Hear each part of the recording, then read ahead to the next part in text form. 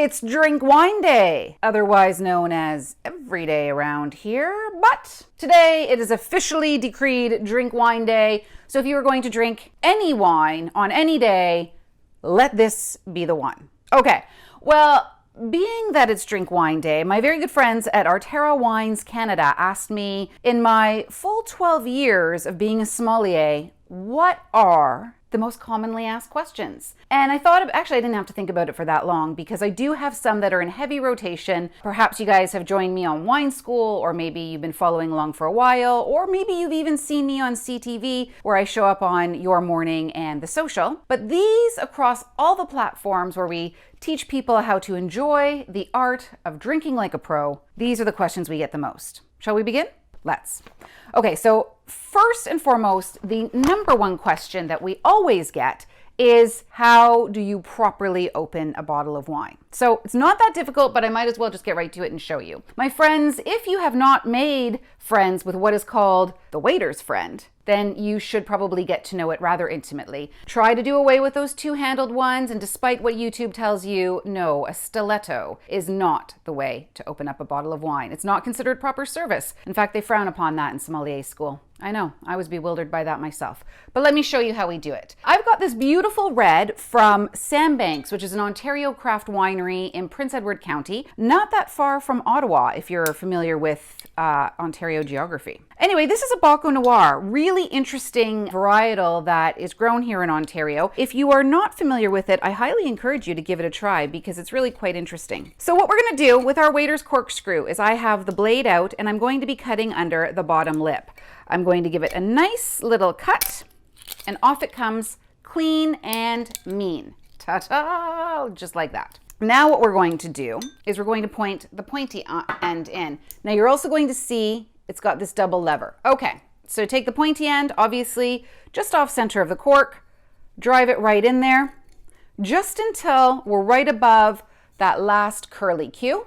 I'm left-handed, so I have to do this the other way than what right-handed people will do. You will do this with whatever dominating hand you like. First lever, up. Second lever, up. Ta-da! That's how it's done.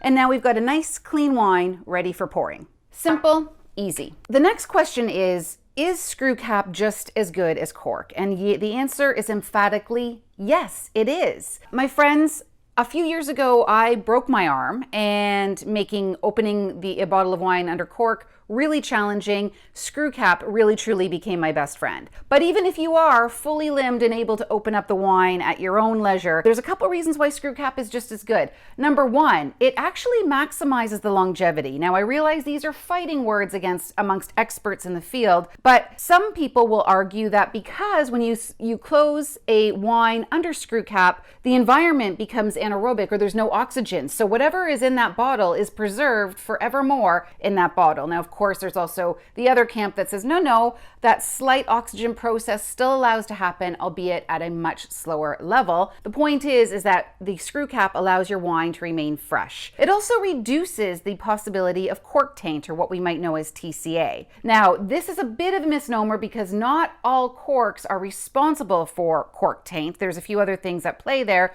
but very rarely, if ever, will you ever get any cork taint from a bottle that is closed with screw cap. We also will talk a little bit about price. Why wouldn't we? Typically, screw caps are much cheaper than cork, which means the savings hopefully are going to be passed on to you. And then finally, look, taking my beautiful Jackson-Triggs Sauvignon Blanc, it's so easy to open.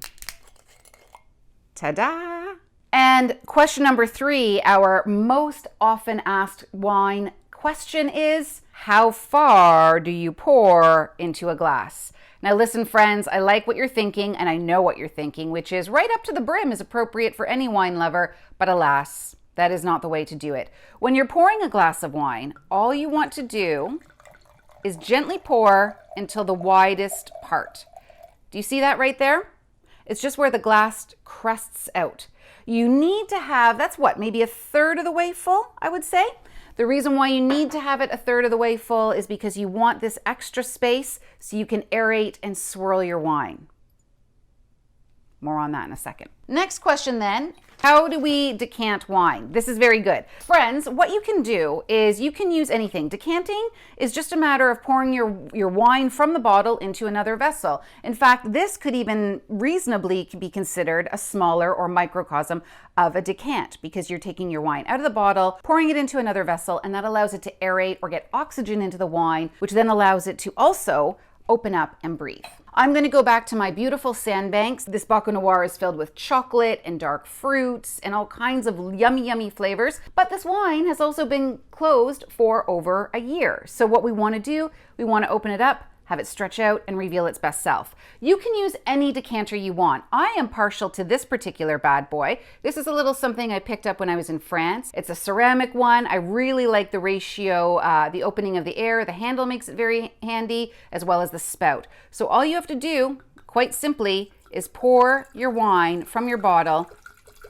into your decanter. Here's another little trick though that I like to do. If I'm not going to be finishing the whole wine in one night, I only pour out enough for me into the decanter, or enough for me and my guests, and you don't have to pour out the whole thing if you don't want to, but whatever you think you're going to consume can be in that decanter ready to roll. Okay, that brings me to my next question as well, which is, how do you store open wine? And you know, the running joke, and it certainly is my running joke, but why would you have open wine at all? If you want to store, if you have wine left over, what you can do is you can take your bottle, you can put your cork back in it, or you put your screw cap back on it. Whoops, I just dropped it. Make sure you don't drop it.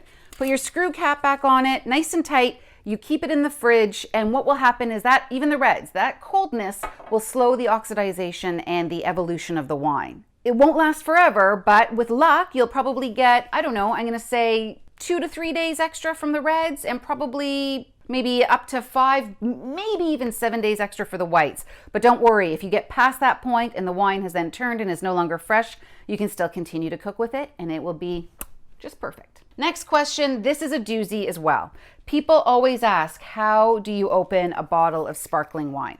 I understand that it can freak people out because there are some times where things can go astray, not always. So just mind these tips and you'll be fine. I'm going to go back to my friends at Jackson-Triggs. This is their Reserve Sparkling Wine from 2019. Really beautiful number. Ontario sparklings are fantastic. I'm going to remove the foil, of course. That's step one. There should be a little tab that makes it easy for you to do, and then revealing the cage that's underneath. I'm just going to take off this whole neck because seemingly this is where the foil wants to go. So let me just get that spinning around. Put that off to the side. Now you see here this cage. This will be the same for Ontario sparkling wine, champagne, Prosecco, Cava. This little tab is always 6 turns. 1, 2, 3, 4, 5, 6. Always 6 turns. See? Now we're going to take the cage off. And here's where I'm going to start keeping my face away from the bottle. And the reason why this is going to be, you know, guys, I really am fun at parties. I'm not a buzzkill, I promise. But honestly, there's more pressure in here than there is in a big rig tire. Sometimes these corks do get away from you. So the last thing you want is your face over it or to be pointing it at somebody else. What I'm going to do to ensure safety, I am safety first. I have my cloth. I'm going to put it over the cork. This will help give me grip as well as help keep the cork in place from flying around all over the place. And instead of trying to pull the cork off, what I'm going to be doing is just gently twisting the bottom of the bottle, fighting against the cork as it comes out because you really do want to maintain that control. And it's already coming out. Just fight against it a little bit. Here we go. Oh. That was a really loud bang, but that's okay. It's a happy, happy sound. And that's how you get your cork out of the bottle. This Jackson-Triggs Reserve Sparkling, absolutely terrific. If you could see, probably you can't because the bottle is a bit dark, but all the bubbles rushing to the surface. A pretty, pretty sight. Next question is, does size of glass really matter? Yeah, and I guess the old adage remains true. Size doesn't matter, it's what you do with it. And listen, friends, I will tell you that there is beautiful glassware out there that look like, you know, sculptures and pieces of art. But the reality is most of us live in limited square footage. We don't have a whole lot of storage. We don't necessarily have all of the budget in the world to spend on all of that glassware. And even if we did, I know that I'm far too lazy to spend that time polishing it all. Probably you're maybe not as lazy, but maybe would rather be doing something else like drinking rather than polishing glasses. So I think that as long as you have one universal size, this is a Bordeaux glass right here. You can get these larger, you can get them smaller. We've already discussed the level to which you wouldn't pour the wine, but you don't have to stress out about getting the exact glass to match the exact wine. A universal size like this nice Bordeaux glass is fine. You'll be okay. Another question, and I do get this all the time, and you guys are so generous. They say, you guys always ask, what is the best wine to bring as a gift for somebody at a dinner party, bring as a hostess gift? And really, I like to have a couple of things happening here. I try to bring a wine that's somewhere between the $25 and $50 mark, sort of with the same philosophy as the bringing cash to a wedding. You sort of want to cover the cost of what your entree might be. After that, I try and find a wine that I know that they're going to love, so that if they are a beautiful Sauvignon Blanc lover, I bring them a bottle of Sauvignon Blanc or the Baco Noir. But what's also really cool is if you can give them something unique. I really like ice wine. This is uniquely Canadian. This one's from Inniskillin, Vidal. Inniskillin, a pioneering winery of ice wine, and it comes already in its own little box and this cute little bottle. So I think that makes a really nice, unique gift, uniquely Canadian. And by the way, you can also make gorgeous cocktails from ice wine as well as sip it straight. So that's a nice little gift to give. Our last question is, how and where do you store your wine collection? So the best part about living in Canada in February is that I have immediate storage. I think that the best way to do it is to invest in a wine fridge. If you can't, sequester a room of your house and turn it into a cellar, get yourself a good quality wine fridge. But if that's not in the cards for you as of yet, then find a quiet, dark corner of an unfinished basement. So not beside the furnace, but find a dark, quiet corner of an unfinished basement. The temperature is right, the humidity is right, and obviously being dark, the lightness is right. The three things that are going to hurt your wines the most: light, heat, and humidity. So what you definitely don't want to do is be storing your wines on a beautiful wine rack on top of your fridge in the kitchen, where the heat fluctuates, where there's all kinds of vibrations from people coming in and out, opening and closing the fridge door, humidity changes, light changes. You also don't want to be, storing your prize collection on the bar cart in front of your patio windows where all that light is streaming in. Those are going to hurt your wines. So if you don't have a wine fridge, find an unfinished corner of the basement for the humidity and the temperature. If that's not a possibility, see if you can find an unused closet in your house where you can just keep the wines in cases in that closet.